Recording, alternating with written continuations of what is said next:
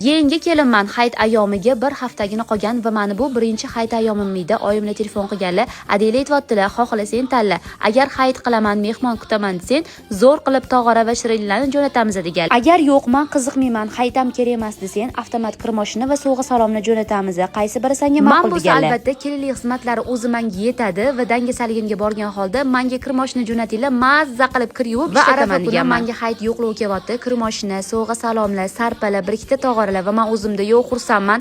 Hayit umuman xayolimda ham yo'q. Kirmoshinaga emas bo'lganman. Mana endi oradan 7 yil o'tgan, o'sha paytda o'ylasam, xo'jayinim bemalol o'zlari avtomat kirmoshina olib bersalar bo'lardi. Men bo'lsa armon bo'lib qolmasligi uchun chiroyli qilib hayit qilsam ham bo'lardi. O'zim hozirgacha xohlayman, lekin buni iloji yo'q. O'shaning uchun sekingina yengi tushirgan kelinimizga to'nkab qo'ydim.